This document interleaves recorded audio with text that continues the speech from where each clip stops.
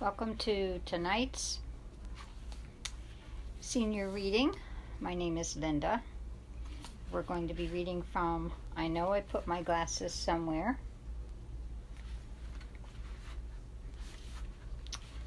So some of this will be quotes and some of it will just be short little tales.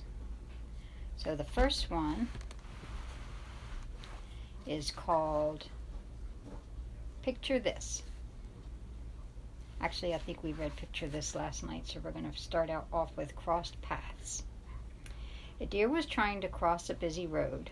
After he had been standing for quite some time, a bear walked by and said, "Did you know that there's a zebra crossing down the street?" "Well," replied the deer, "I sure hope he's having more success than I am." Next one is called Who is God? A preacher, in the middle of his impassioned sermon, bellowed, "Tell me, who is God?" From the back pew, a little boy shouted, God is a chauffeur." The preacher was stunned. "What made you say that, young man?" he asked. Replied the boy, "Because he drove Adam and Eve out of the Garden of Eden." Next one is called Keep the Faith. In the young couple's Bible class, the pastor talked about the story of Abraham and Sarah. Although well into old age before their son was born, they had faith in God's promise that they would have a child. The pastor asked the class, "What lesson can we take away from this story?" A young mother of 3 who was having financial difficulties blurted out, "They were smart and waited until they could afford a baby." We are reading from I Know I Put My Glasses Somewhere. And if you want to leave a comment, I see we have 2 viewers, but it doesn't show me who you are. Okay, this one's called A Matter of Time. A young man was lying on the grass and gazing up at the sky. Musing on the mysteries of life, he lifted his thoughts heavenward and asked, "How long is 1,000,000 years?" "Up here," St. Peter answered, "1,000,000 years is the same as a minute." Impressed, the man posed a more earthbound question, "Then how much is $1,000,000? "Up here," St. Peter answered, $1,000,000 is the same as a penny." The man brightened. "Then you'll give me a penny?" "Sure, in a minute." Okay, we're reading from I Know I Put My Glasses Somewhere. I see we have someone that just joined us, and if you feel like it, leave a comment so I can see who you are. It doesn't show me, it just shows me that someone has just joined us. This one's called Wealth of Experience. Some people have the Midas touch. They're the ones who hold a garage sale and sell old furniture for more than they paid for it in the first place. They manage to get a raise when everyone else's salary remains stagnant. Their investments shoot up in value quarter after quarter. They enter contests and win. For most of us, gain some, lose some. It's gain some, lose some. We might see impressive financial returns in one area, but find we've taken a loss in another. There's a place, however, where we can always turn a profit, and that's from our own experiences. We benefit from positive experiences when we build on the knowledge of what brings us satisfaction and when we draw on our awareness of what changes things for the better. When what we think, say, and do works for our good and the good of those we love, we want to repeat those things. Soon we have a wealth of positive experiences and golden memories. Not so positive experiences are a valuable addition to our portfolio too. When we're willing to learn, grow, and adapt from what happens to us, our know-how increases, wisdom builds, and character strengthens. We earn self-confidence and reap the reward of being able to help and comfort others because we understand we've been there. Today, count your many experiences and smile. You are rich indeed. Money is like manure, of very little use unless it's spread around. Okay.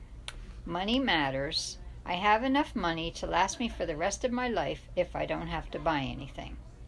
Money matters. Money talks, but all mine ever says is goodbye. Money matters. There's a foolproof way to save money. Spend someone else's. Money matters. He seems to be living in the past, and why not? It's a lot cheaper. Money matters. Penny pinchers aren't fun to live with, but they make great ancestors. Money matters. It's no problem to meet expenses everywhere I go. There they are. Money matters. The buck stopped before it got here. Money matters. Money doesn't grow on trees. You have to beat the bushes for it. Money matters. The only way I can say I have folding money in my wallet is if they start making nickels with hinges. Money matters. Those who are quick on the draw have little left in the checking account. Money matters. A dollar may not go as far as it used to, but what it lacks in distance, it makes up in speed.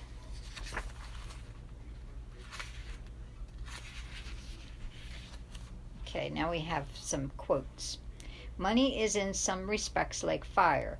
It is a very excellent servant, but a terrible master. P.T. Barnum. It's good to have money and the things that money can buy, but it's good too to check up once in a while and make sure that you haven't lost the things that money can't buy. George Horace Lorimer. October.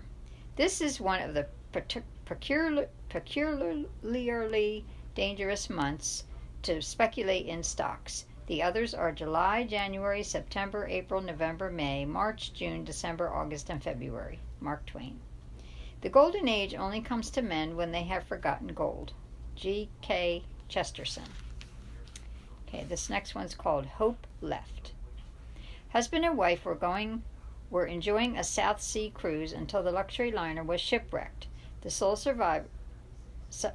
survivors, they were washed ashore on a deserted island. Day after day they scanned the horizon, hoping to spot a passing vessel, but none came. Time began to drag, and they started to think about their home back in the States, wondering if they'd ever see it again. The wife asked, "Honey, did you remember to pay the loan on the SUV before we left?" "No," her husband replied. "I forgot completely about it. Did you put the checks for the utility bills in the mail?" "Sheesh, I forgot them too," he said. "They're still sitting on the kitchen counter." "How about the house payment?" "No, dear, sorry." "And the quarterly tax bill?" the wife asked. Husband shook his head. "I'm really sorry, dear." His wife said after a pause, "Well, there's one good thing." "What's that?" "They're sure to find us." Okay, glad to help. A woman knocked on the door of a house. "I'm collecting for the city swimming pool," she told the homeowner. So the homeowner handed her 2 buckets of water. Okay, we're reading from I Know I Put My Glasses Somewhere. And whoever just joined us, welcome. I can see you're here. I just can't see who you are. If you leave a comment, I might be able to see you. My name is Linda. Next one is called Make Room. If you have ever downsized your home, you've had to make some choices. You can't keep everything. Smaller or fewer rooms won't accommodate all the furniture, and you might not have as many closets and cabinets for storage. In all likelihood, you'll go through your possessions carefully, keeping only those things that you treasure most and those that fit your new surroundings. As we move into different stages of life, our accommodations change too. If we go from one to another without deciding what we want to take with us, we'll simply drag along stuff we don't need anymore. For example, old habits that no longer reflect who we are, negative self-talk that ignores our talents, abilities, and accomplishments, long-held opinions that don't stand up to personal experience and mature scrutiny. When you get rid of what you don't like and don't need, you open space for things you truly want to keep, like your strength of character, your ability to love, your happy memories. You make room for worthwhile things like insight, grace, acceptance, peace, contentment, wisdom, and joy so they can grow and flourish. Why burden yourself with what you're no longer using? Why not eliminate what you no longer need or treasure? Make room in yourself for the best you possess at this exciting stage of life. If you correct yourself, others won't need to. Okay, now we have some quotes. Many men go fishing all of their lives without knowing that it is not fish that they are after. Henry David Thoreau. The life which is unexamined is not worth living. Socrates. Wherever we are, it is but a stage on the way to somewhere else, and whatever we do, however well we do it, it is only a preparation to do something else that shall be different. Robert Louis Stevenson. Almost every man wastes part of his life in attempts to display qualities which he does not possess, and to gain applause which he cannot keep. Samuel Johnson. The greatest thing in the world is to know how to belong to oneself. Michael de Montaigne. Okay, this one's called It's About Time. During our growing up years, it seemed as if time stretched out forever. A summer afternoon could lengthen into endless hours of play and rest, giggles and musings. The gap between the first day of school and the last day of school felt like a lifetime of study. Books, classrooms, and essays. We counted the days before Christmas, each one seemingly longer than the last. The years until we were old enough to join the team, get a driver's license, graduate, find a place of our own, couldn't get here fast enough. How time has changed, or at least our perception of it. We have discovered that we cannot take even a day, an hour, for granted. No one can. Some of us slow down and start smelling the roses, savoring relationships, asking ourselves what's meaningful rather than what others say we should do or what we have always done. Many among us create a bucket list of things we want to experience and places we want to see while we're still able to do so. We promise ourselves that we won't put off doing what's important to us, what personally means the most, because we know that God gives time as a gift, not a guarantee. Fill this moment with the fullness of your presence. Inhabit time, use it, glory in the gift, the awesome miracle of time. What is the third hand on a watch called? Why is the third hand on a watch called the second hand? Okay, these are some quotes. Many of our troubles come from too much time on our hands and not enough time on our knees. I like that one. Nothing arrives more slowly and passes more quickly than a vacation. Usually when people come back from a vacation, they say they need another vacation to recover from the vacation. Half of our life is spent trying to find something to do with the time we have rushed through life trying to save. Will Rogers. If you think time heals everything, try waiting in a doctor's office. Okay, I see we have another viewer. Welcome. We're reading from I Know I Put My Glasses Somewhere. By the time you get your shoulder to the wheel, your nose to the grindstone, and your ear to the ground, it's usually time for lunch. Insurance agent. Don't you want your office furnishings insured against theft? Business owner. Yes, everything except the clock. Everyone watches that. Time is like money. The less we have of it to spare, the further we make it go. Josh Billings. Let me tell thee, time is a very precious gift of God. So precious that He only gives it to us moment by moment. Amelia Barr. Know the true value of time. Snatch, seize, and enjoy every moment of it. No idleness, no laziness, no procrastination. Never put off until tomorrow what you can do today. Philip Chesterfield. We always have time enough if we will but use it aright. Johann von Goethe. Write it on your heart that every day is the best day in the year. Ralph Waldo Emerson. I always say to myself, what is the most important thing we can think about at this extraordinary moment? Francois de la Rochefoucauld. Ooh, I sure butchered that pronunciation. Take time. Take time to work. It is the price of success. Take time to think. It is the source of power. Take time to play. It is the secret of youth. Take time to read. It is the foundation of knowledge. Take time to laugh. It is the music of the soul. Take time to be kind. It is the hand of God. Take time to pray. It is the privilege of faith. Author unknown. Welcome, Dave and Stephanie. Okay, the next one's called Follow the Sun. Watch how blossoms lean toward the sunshine. Petals unfold to embrace the warmth and brightness of the sun's rays. Whether sunbeams pour from the sky or sparkle through a window pane, from whatever direction the sun beckons them, the flowers follow. Cool. I'm being watched on TV. Yeah, we have to get Larry to figure out how to do that on ours. Sometimes we're not as smart as the sun-facing flowers.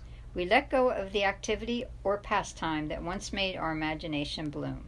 We turn away from where we discovered beauty, the hobby that brought so much color to our lives, to chase things we were told we must pursue. Often necessity, duty, or tradition pulls our focus to one direction, but our heart longs for its earlier and natural source of warmth and brightness.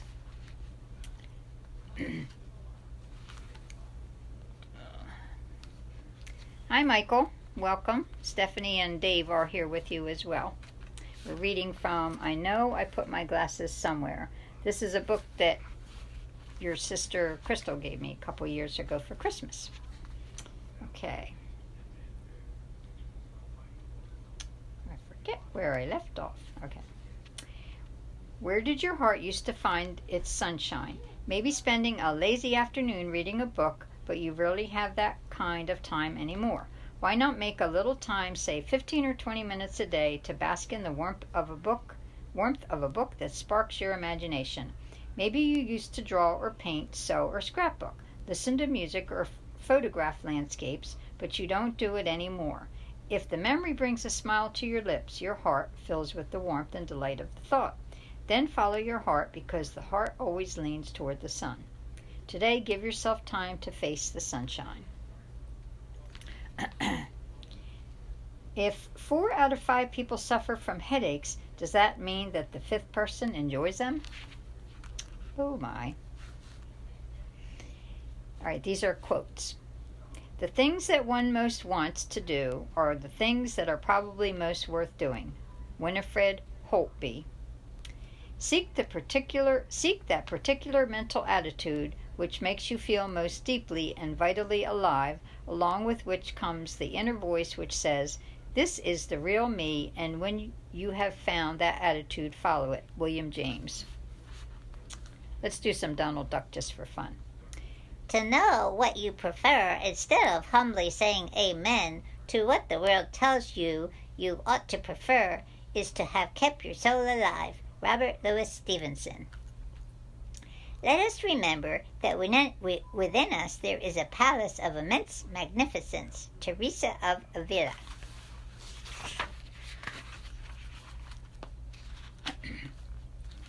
Okay, riding high. 2 dog owners were talking at the dog park. One said, "I'm really irritated with my dog. He'll chase anyone on a bike." "What are you going to do?" asked the other. "Take him back to the obedience training?" "No, I think I'll just take his bike away." That was cute. Off track. A commuter was sick and tired of his 2.5-hour drive to work every day. "You should take the train," suggested a coworker. "I did once," the commuter replied, "but I couldn't drive the thing to save my life." Just the way I am. Next one is called Just the Way I Am. A cowboy walked into a blacksmith shop and casually picked up a horseshoe, not realizing that it had just come from the forge. He quickly dropped the horseshoe and shoved his hand in his pocket as if nothing had happened. The blacksmith had noticed, however, and he said with a grin, "Kind of hot. Hey, partner." "Hey, partner." "Nope," the cowboy managed through clenched teeth. "Just doesn't take me long to look at a horseshoe." This one's called Tennis Match. Did you hear about the fellow who met up with his tennis partner to play doubles? It took them ages to find 2 other guys who looked like them. Oh my. Okay, this one's called Passing the Time. Bored during a long flight, a scholar with encyclopedic knowledge woke up the sleeping man seated next to him and asked if he would like to play a game. Here's how it goes. I'll ask you a question, and if you don't know the answer, you pay me $5. Then you ask me a question, and if I don't know the answer, I'll pay you $50. You're on, said the man. So the scholar asked, what's the distance from the earth to the moon? Stumped, the man handed him $5. Ha, the scholar said, the answer is 238,857 miles. Now it's your turn. The man thought for a few minutes and then said, what goes up a hill with 3 legs and comes down with 4? For the next hour the scholar racked his brain. Finally he reached into his pocket and brought out his wallet. Okay, so what's the answer? He said as he handed over the $50. The man said, I don't know, pulled out $5, gave it to the scholar, and went back to sleep. Oh my. Okay, this one's called What's the Good Word? Some of us find it hard to keep up with all the snappy expressions and trendy catchphrases that go around. As soon as we've caught on to the current jargon, it's no longer current. The middle schoolers' eyes roll, high indulgent sigh, her embarrassed yip of disbelief that such an antiquated syllable should cross our lips. And we know that what we've just uttered is out, passé, gone. We may as well put on the bloomers and ride in a horse-drawn buggy. I wouldn't mind doing that. Words of kindness, comfort, consolation, and hope. Now there are words that are never out of date. Even though among us who shrink at the mere whiff of sentimentality have to hear those words too, maybe especially so. Everyone needs to hear words that still will have meaning a year, a decade, a lifetime from now. Words worth remembering when we're alone or troubled, sad, or at a loss to know what to do. Words that communicate the heft and depth of human feeling. Words that speak of unselfish desires, articulate genuine emotions, and share true wisdom. You yearn to hear those words, and you also possess the privilege of saying them. Thoughtful, compassionate, and carefully chosen words are always in style, and even if someone acts as if they're dreadfully out of date, speak them anyway. It just so happens that you know something about timeless fashion that they don't yet. How come the signs that say slow children are always show a picture of a running child? I like that one too. Okay, this one's called Spell It Out. A zookeeper was looking for new animals, so he started a letter. I would like 2 mongoose, he wrote. He decided that didn't look right, so he changed it to 2 mongooses, but that didn't look right to him either. Finally, he wrote, I would like 1 male mongoose and his mate. That's funny. Is it communicable? A man went to the drugstore and asked the pharmacist if she could give him something for hiccups. Immediately she reached across the counter and slapped him across the face. Stunned, the man said, What did you do that for? Well, you don't have hiccups anymore, have you? I didn't have hiccups. My wife does. You asked for it. Here's the next one. Her arms loaded with bags of groceries, she was struggling to make it through the door of her apartment. When she saw a neighbor coming down the hallway, she said, Hi, Jerry, can you give me a hand here, please? Jerry stopped and gave the woman an enthusiastic round of applause. What are you doing? She cried in exasperation. You asked for a hand, Jerry said, still clapping. Here it is. I think we've all done that.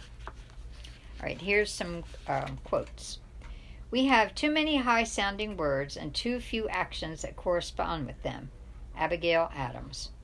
One word frees us of all the weight and pain of life. That word is love. Sophocles. The difference between the right word and the almost right word is the difference between lightning and the lightning bug. Mark Twain. Hear the other side. Augustine. Okay. These are all words to the wise. Always keep your words soft and sweet, because one day you may have to eat them. Those who say nothing show a fine command of language. Where wisdom is perfect, words are few. A word out of season can mar a whole lifetime. Water and words are easy to pour, but impossible to recover. A wise man hears one word and understands two. One kind word has more power than a dozen threats. A second wind is what some speakers get when they say, "And now, in conclusion," that's funny. And Laura Butler Dane has joined us. Welcome, Laura. We have my son Michael here, and we had my brother Dave and my daughter Stephanie. Okay. A closed mouth catches no flies. Too much talk is bound to include errors. A statement once let loose cannot be caught by 4 horses. To talk without thinking is to shoot without aiming. And Lori, we're reading from I Know I Put My Glasses Somewhere. This one's called Get the Picture. What picture pops to mind when you receive an invitation to, say, a company reception, a friend's game night, dinner and a movie? If you picture yourself feeling awkward and uncomfortable, watching the clock, at a loss for things to say, that's probably exactly what will happen. That's the power of a picture. While it's true that changing the picture in your head won't magically transform you into a social butterfly, it does show you what could happen and prompts you to think about ways you can help make it happen. Picture the people you likely will meet and think about topics of interest to them. See yourself holding your own in conversation, whether it's lighthearted or serious, celebratory or commemorative. Ask the host what games will be played, and then bone up on the rules and strategies. Maybe you'll come across a few little known facts about the game or its inventor that you can bring up during the evening. Focus on the other person when you're meeting someone one-on-one. Visualize yourself smiling, chatting, asking questions, and listening. Have mutually interesting topics in the back of your mind in case the conversation lags. A positive idea of what could take place is the first step to turning an imaginary picture into a real-life pleasure. Vision. It's what people say you have when you guess right. Okay, the next one's called If You Think So. A woman rushed into her physician's office. "Doctor," she wailed, "what am I going to do? My husband thinks he's a refrigerator." "Well, why exactly does that bother you?" the perplexed doctor asked.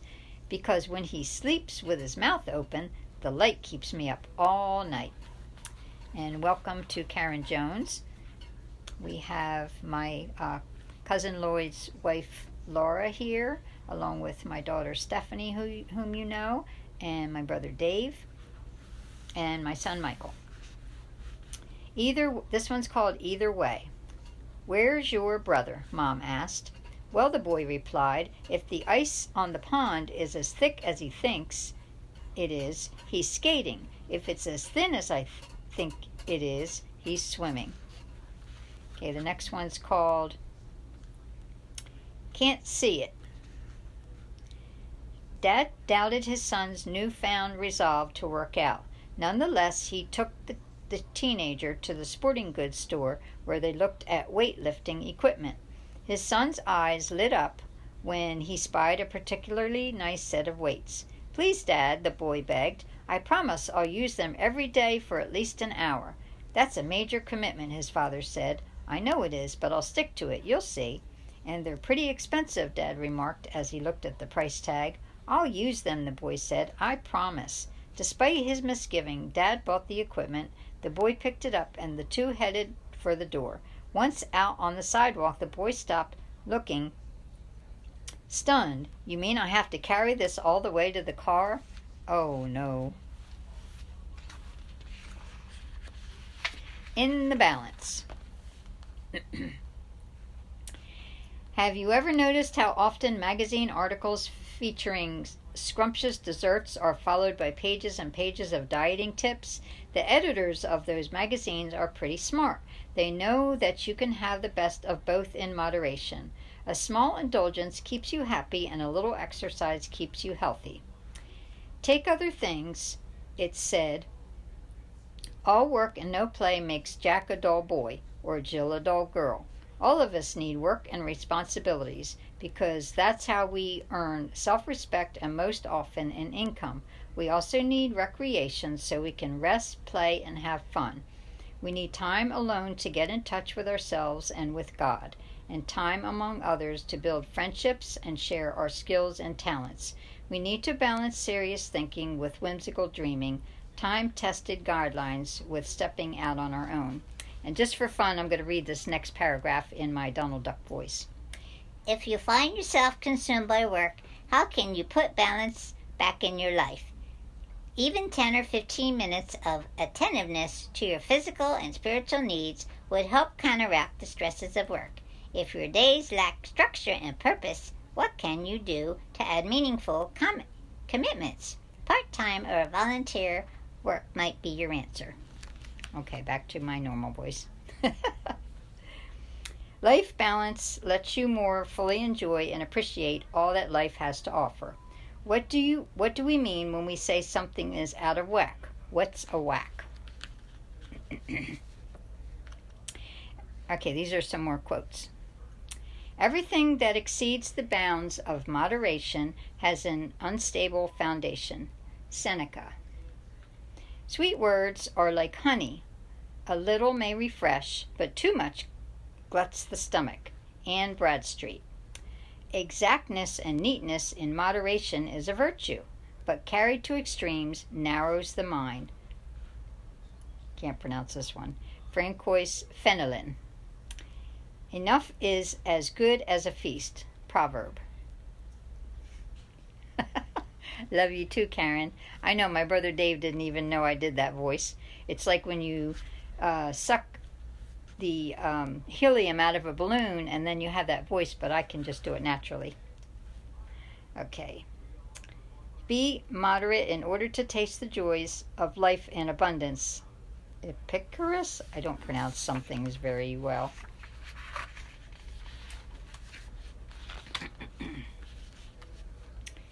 Okay, that takes the cake. I made a chocolate cake for the family last night. Oh, we have to do this one in the voice because this is about chocolate cake. That takes the cake. I made a chocolate cake for the family last night, said a woman to a friend. We ate half of it after dinner, and I put the other half away. The woman went on to say, the next day I couldn't stop thinking about that cake. I allowed myself a small sliver, and then another and another until the cake was completely gone. She was upset with her lack of willpower and embarrassed to confess to her family what she had done. So what did they say when they found out? Asked the friend. Oh, they never did, the woman said. I made another cake and ate half. Well, don't worry, Karen. Once we find out the safe at home is over, the disguise comes off. And if you check out my children's video from earlier today, I actually had blonde hair. Okay, this one's called Perfect 10. And tomorrow, just to give you a little sneak peek of tomorrow, my children's hour at 2 p.m., instead of having my name for the children's reading is Countrypoohbear, but tomorrow I will have a Cat in the Hat hat and a Cat in the Hat bright red bow tie. So this one's called Perfect 10. A week before his wife's birthday, hubby asked her what she would like most. Oh, she replied dreamily, I'd love to be 10 again. Throughout the following week, the eager-to-please husband gathered everything he'd need for his perfect 10 celebration. When her special day arrived, his wife woke up to a breakfast of chocolate chip pancakes topped with whipped cream. That morning they visited a theme park, rode the merry-go-round, ate hot dogs and cotton candy, and stopped by the playground on the way home. After a pizza dinner, they settled down to watch a couple of G-rated movies. Only then did she turn to hubby and say, Thank you, honey. This was really a fantastic day. But what I really meant was my dress size. Oh my goodness. Okay, this one's called Fresh Results. It's not very easy to change the way we do things, even when we find time after time that what we're doing doesn't work. Though experience might tell us we should try a new approach, we tend to go with what our parents did, what we've seen others do, or what we believe others expect of us. Or we're simply on autopilot, and we don't stop and think before we speak and act. Yet if we keep on doing the same old things, we'll keep on getting the same old results. Of course, there's no point in doing things differently just for the sake of doing things differently.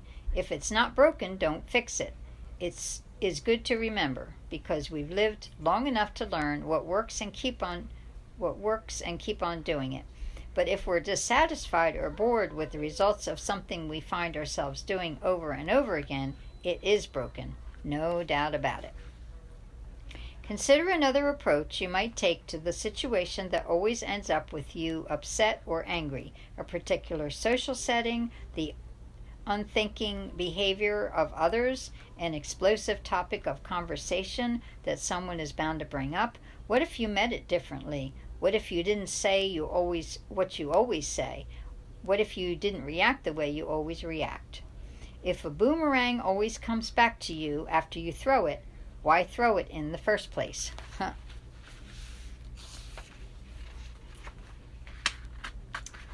right, this one's called Not Again. Every Sunday, the same two young brothers acted up in church. No amount of disapproving looks from their parents and other parishioners, or stern lectures and enforced timeouts at home seemed to have any effect. So one Sunday afternoon, their mother sent them to see the pastor in his office. The pastor called the eldest boy in first. He sat him down, looked him straight in the eye, and said, "Son, do you know where God is?" The boy sat there in silence. Again, the pastor said, this time more forcefully, "Do you know where God is?" The boy trembled but said nothing. Leaning back across the desk, the pastor asked one more time, "Do you know where God is?" Terrified, the boy sprang from the chair and ran all the way home. The younger boy followed. Once at home, with the door firmly shut behind them, the younger boy asked his brother what had happened in the pastor's office. "God is missing," he said, "and they think we took him." Oh my goodness. All right. This one's called Price of Painting. Oh, that reminds me. Karen, Stephanie, and I, and probably a few others, need to go to one of those painting places. Okay, price of painting. When the patient saw the bill for the office visit, he was livid. He phoned the doctor and shouted, "You have a lot of nerve charging me $400 just to paint my throat. What do you expect for $400? The doctor replied. "Wallpaper?" Okay, we have a few quotes. Of all the paths a man could strike into, there is, at any given moment, a best path. Thomas Carlyle. First say to yourself what you could be, and then do what you have to do. I'm not sure how to pronounce that. I know, I love painting too. We need to check it out. All right. We'll be 6 feet apart, we promise, when we paint. Excuse me. Okay. Results. Why, man, I have gotten a lot of results. I know several thousand things that won't work. Thomas Edison. Yes, when this craziness is over, we'll do it for sure. It is not enough to aim, you must hit. Proverb. Any man may make a mistake, but the fool will continue in it. Cicero.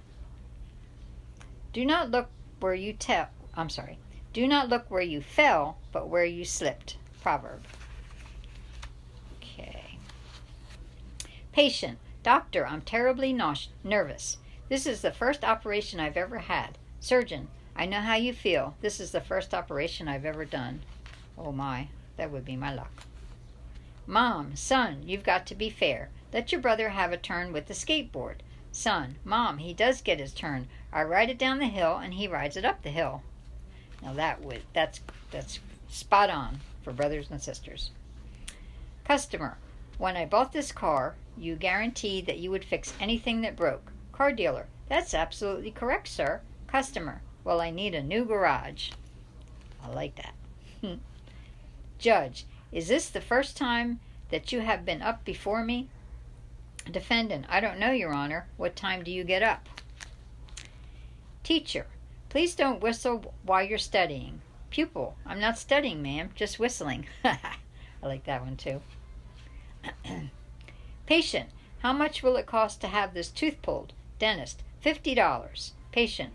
You charge $50 for 30 seconds of work? Dentist. Well, if you prefer, I could work more slowly. Okay, so that's all we have time for tonight. I hope everyone has a good evening. Over and out.